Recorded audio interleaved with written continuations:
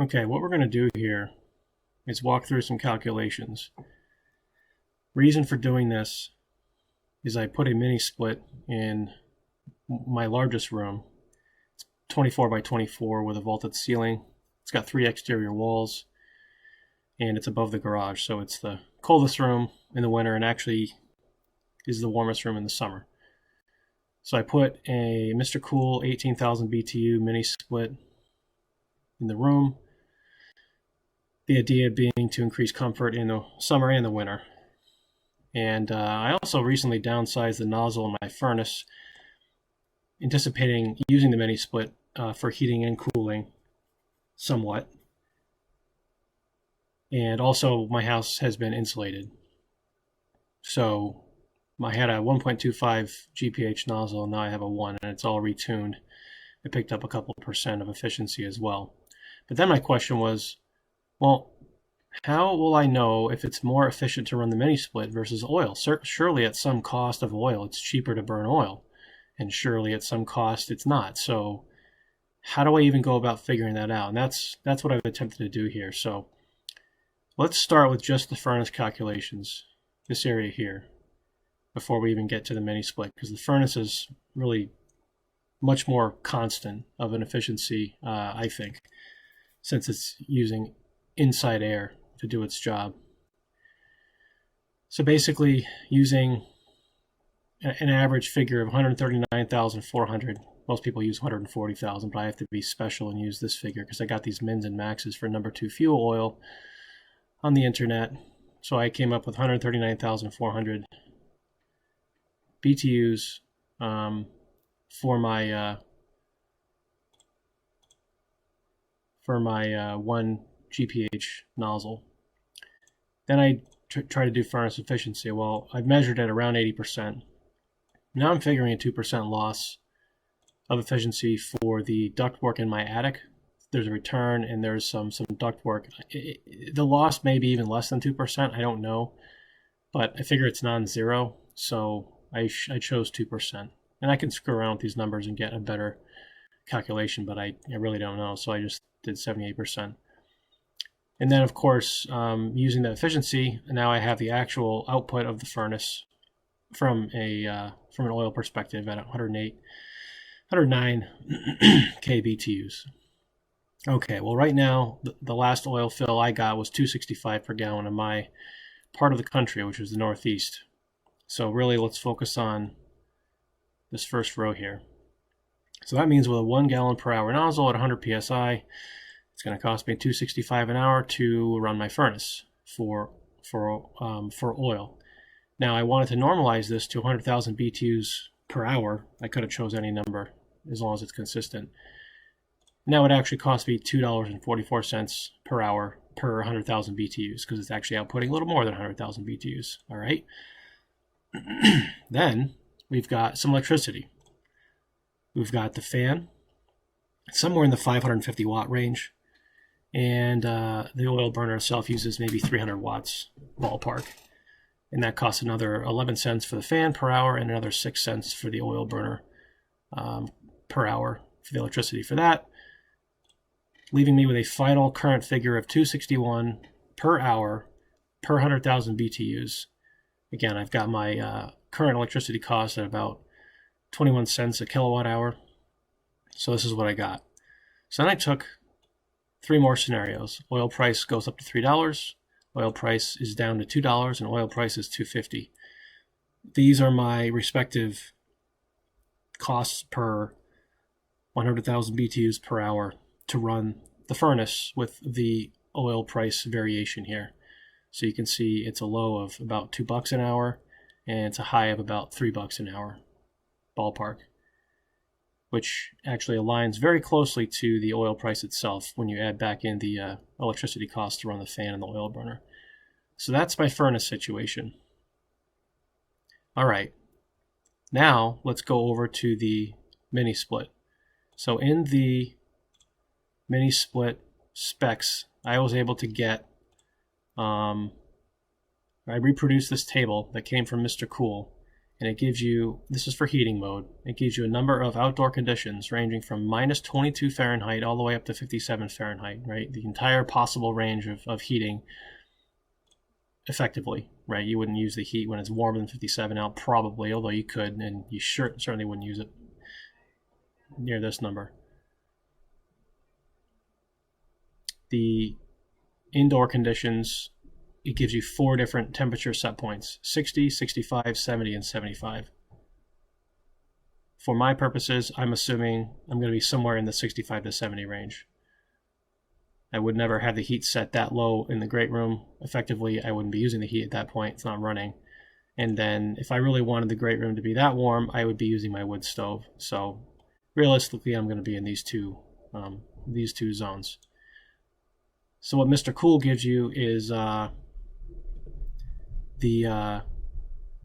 BTU output in these scenarios, the kW of input in those scenarios, and then I calculate the coefficient of performance myself by just dividing them. I convert BTUs to kilowatts and divide them, or kW to BTU, whichever way I did it. I can't remember the way I did it. And I come up with the coefficient of performance, which doesn't matter for what I'm doing here. I didn't use this at all. This is just relative to, you know, a resistive heater would be a COP of 1. So just as a ballpark, the heat pump can be as efficient as about 4 times more efficient than a radiant electric baseboard. And when you get down to the ridiculous zone, you're down in the below 2 range and even close to 1, but you'll notice it's always above 1. Even in the worst scenario of it's minus 22 out, you're actually 10% more efficient than an electric baseboard. Now this is a really bad use case. You'd never do this. It'd be defrosting constantly, and you're actually only outputting 6,000 BTUs, which bet you that won't warm your space, because this is actually 1/3 of the total rated output of this unit. So if it's sized appropriately, you're not going to be doing much anyway, blowing some very tepid air. But it is technically more efficient at blowing that tepid air than a resistive baseboard would be. I digress. So that's where I got the Mr. Cool efficiency numbers, and this is a graph of it. Very interesting visually. Just a side note, my theory here is that the efficiency is lower when it's warmer out because it ends up defrosting more. And as the temperature goes down, the relative humidity outside is so low that it doesn't have to defrost as much. And then when the temperature gets really low, the efficiency falls off quickly just because it's straining to find a delta T outside to get heat. So it's just interesting that it's actually more efficient at 17 degrees than it is at 35 degree outside air. It's not a huge difference, but it is a difference. I just find that very interesting. So that just means that if you're hovering around freezing, that's actually a local low of efficiency. And again, probably because it's going to be defrosting a lot more often than when it's 17 now and there's barely any moisture in the air. Again, just my theory, but I think that's sound because the defrost cycle does take time to run, and runs a resistive element. So anyway, that's where the Mr. Cool data comes from. So back to the other spreadsheet. So then I made 3 different scenarios here. Temp inside, set point of 70, a set point of 65, and a set point of 68 degrees, which is really the set point I think I would run in a nominal scenario when I would like that unit to keep the room at a comfortable temperature. I'd probably set it around 68. In this scenario, I would have my furnace set to something, and ideally to effectuate the result that I'm about to explain here, I probably want to close down my dampers to the great room, all 4 of them. Otherwise, I'll be heating this room partially with oil and partially with heat pumps. So again, to effectuate these numbers fully, I would have to close the dampers completely and effectively close off the room. But that's just a note for me in my setup. So what we've got here is we've got the numbers from that graph I just showed you. You got the temp inside. You got 2 scenarios from the graph, and then I interpolated down here. So temp outside, 53 down to -5. I didn't even go below that because I just don't think I would ever use it in those conditions. And I've got the input kW to run in those conditions for both. And this is again by spec from Mr. Cool. I've got the BTUs per hour that it outputs in those scenarios, again, by spec and by temp. And I've got my electricity cost, just like the furnace cost. I've got a cost per hour to run it, and then I normalize the cost per 100,000 BTUs per hour so that I can compare it to the furnace. So what does this all tell us? So ideally, we'll use the 68 category because it's kind of the nominal temperature. And again, I just used Excel. I just interpolated, actually. I was going to use forecast, but I couldn't figure out how to use it, so I made my own formula. So what does this show us? So let's take this data point. The oil price is $2.65 per gallon. I know it's going up, but this is what it was when I last filled it up. I bet you my next tank will be higher than this. But so right now, it costs me about $2.61 an hour. In theory, right? In theory, if I've done all this math right, which I bet it's close, about $2.61 an hour per 100,000 BTUs of heat, okay? Now, remember that, $2.61. So if I go down here to 68 degree set point in my grate room, and I had those dampers closed down, right? So I'm only heating the grate room with the mini split.